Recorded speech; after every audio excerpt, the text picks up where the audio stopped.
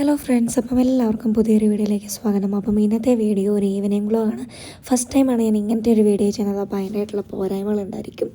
അപ്പോൾ ആദ്യം തന്നെ കുറച്ച് പാത്രമൊക്കെ കഴുകാൻ വേണ്ടിയിട്ടുണ്ടായിരുന്നു. അതൊക്കെ ഒന്ന് കഴുകി നീറ്റാക്കി വെച്ചിട്ടു. അപ്പം അതുകൊണ്ട് കുടിക്കാനുള്ള വെള്ളമൊക്കെ എടുത്ത് വെച്ചു. എനിക്കിങ്ങനെ പാത്രമൊന്നും കഴുകാൻ അങ്ങനെ പെൻഡിങ് വരാത്തതാണ്. ഇപ്പോൾ ഒറ്റയ്ക്കുള്ളതുകൊണ്ട് തന്നെ ബോറടി മാറ്റാൻ വേണ്ടിയിട്ട് ഞാനങ്ങനെ പണിയാക്കിയതാണ്. അങ്ങനെ അവിടെയുള്ള പാത്രങ്ങളൊക്കെ നേരത്തെ ഉണ്ടായിരുന്നതൊക്കെ ഒന്ന് മാറ്റിയിട്ട് ഇപ്പോൾ കഴുകിയ പാത്രങ്ങളൊക്കെ ഒന്ന് എടുത്ത് വെച്ചു. ഇല്ലെങ്കിൽ വെള്ളം വീണ് അവിടെ നാശമാകും. അങ്ങനെ അവിടെ ഒന്നും കൂടെ തുടച്ച് വൃത്തിയാക്കി വിളക്ക് വെക്കേണ്ടതുകൊണ്ട് ഒന്നൊന്ന് അടിച്ച് വരാമെന്ന് വിചാരിച്ചു. അങ്ങനെ അടിച്ച് വരാൻ വേണ്ടിയിട്ട് നോക്കുകയാണ്. അത് കഴിഞ്ഞിപ്പോൾ ഒരു 5-5:30 ആയിട്ടുള്ളൂ. പക്ഷെ ഭയങ്കരമായിട്ട് ഇരുട്ടി, അതേപോലെ തന്നെ മുഴുവൻ വെള്ളമായിട്ട് കിടക്കുകയാണ്. ഭയങ്കര മഴയും മഴക്കാറും ഒക്കെ ആയിരുന്നു. അങ്ങനെ അവിടെയൊക്കെ ഒന്ന് തുടച്ചിടാമെന്ന് കരുതിയിട്ട് അങ്ങനെ തുടയ്ക്കുകയാണ്. ഭയങ്കര തണുപ്പുമാണ് കേട്ടോ. അങ്ങനെ റൂമിൽ വന്ന് റൂമൊക്കെ ഒന്ന് ക്ലീൻ ചെയ്തിട്ടു. അപ്പോൾ ഇപ്പം അങ്ങനെ പൊടിയോ കാര്യങ്ങളൊന്നും ആവലില്ല. ഞാൻ ഒറ്റയ്ക്ക് ഉള്ളതുകൊണ്ട് തന്നെ. നേരത്തെ നമ്മൾ ചൂലുമായിട്ട് ഇങ്ങനെ പിന്നാലെ നടക്കണമായിരുന്നു. കാരണം 2 കൊച്ചുങ്ങളുണ്ടായിരുന്നു. അവന്മാർ രണ്ടും ഭയങ്കര കുസൃതിയായിരുന്നു കേട്ടോ. അങ്ങനെ കുളിക്കാതെ കരുതി. ഇപ്പം മുടിയൊക്കെ ഒരുമാതിരിയായി. ക്ലോറിൻ വാട്ടർ ആയതുകൊണ്ട് തന്നെ നേരത്തെ വെള്ളത്തിനെക്കാട്ടിലും ഇവിടുത്തെ വെള്ളത്തിന് ഭയങ്കര കട്ടി കൂടുതലാണ്. അങ്ങനെ കുളിയൊക്കെ കഴിഞ്ഞ് സന്ധ്യാനാമമൊക്കെ ജപിച്ച് കുറച്ച് സമയം മഴയൊക്കെ തുറന്നപ്പോഴത്തേനും വെളിയിൽ പോയി നിന്നു. അങ്ങനെ ചേട്ടായിനെ നോക്കി നിൽക്കുന്നതല്ല, കുറച്ച് പുള്ളി താമസിക്കും. അങ്ങനെ അത് കഴിഞ്ഞിട്ട് രാത്രിയത്തേക്കുള്ള ഭക്ഷണം ഉണ്ടാക്കാൻ വേണ്ടിയിട്ട് നോക്കുകയാണ്. അപ്പോൾ നമ്മളിപ്പോൾ ചപ്പാത്തിയാണ് എപ്പോഴും ഉണ്ടാക്കുക രാത്രിയിൽ. കുറേ നാളായിട്ട് നമ്മളിങ്ങനെ ചോറ് വൈകുന്നേരം കഴിക്കില്ല. എങ്ങാനും തോന്നിയാൽ മാത്രം കഞ്ഞിയും പയറും ആക്കി തിന്നലുണ്ട്. ഒരു 2 വർഷമായിട്ട് ഇപ്പോൾ അങ്ങനെ തന്നെയാണ് പോകുന്നത്. അപ്പോൾ അങ്ങനെ ചപ്പാത്തി ഉണ്ടാക്കാൻ വേണ്ടിയിട്ട് കുഴച്ചൊക്കെ വെച്ചു. അങ്ങനെ മുട്ടക്കറി ആക്കാമെന്ന് വിചാരിച്ച് മുട്ടയൊക്കെ വേവിക്കാൻ വേണ്ടിയിട്ട് വെച്ചു. അപ്പോൾ ഒരു സിമ്പിളായിട്ടൊരു ഉള്ളിക്കറി ഉണ്ട്. അതാണ് ഞാൻ ചപ്പാത്തിക്ക് ഉണ്ടാക്കുന്നത്. എല്ലാ ദിവസവും ചപ്പാത്തി ആയിരിക്കും. കറി എന്തെങ്കിലുമൊക്കെ മാറിക്കൊണ്ടിരിക്കും. അല്ലെങ്കിൽ ഇടിയപ്പം അങ്ങനെ എന്തെങ്കിലുമൊക്കെ ഇതാക്കും.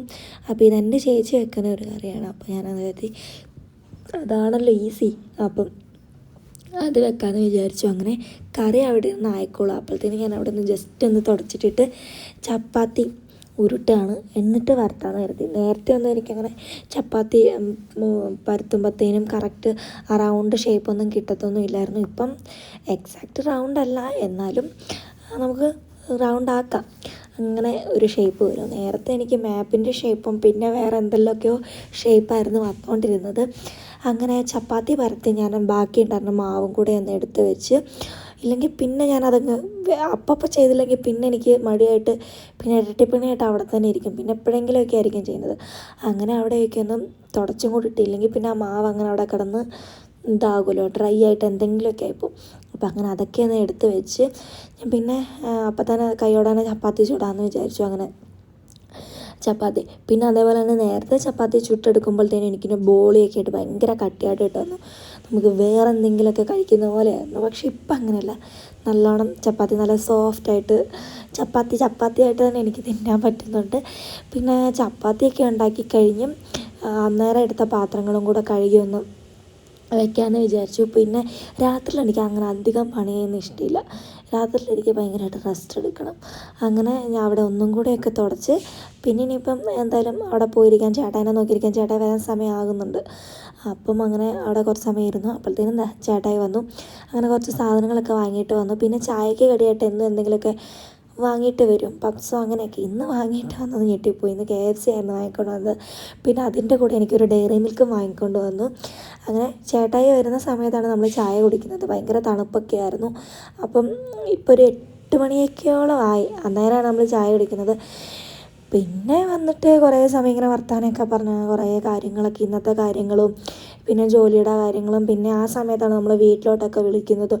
എനിക്കിവിടെ റേഞ്ചില്ല. അപ്പം ചേട്ടനും വരുമ്പോഴാണ് എനിക്കാകെ ഹോട്ട്സ്പോട്ട് എടുത്തിട്ടാണ് ഞാൻ നെറ്റ് എടുക്കുന്നത്. അപ്പം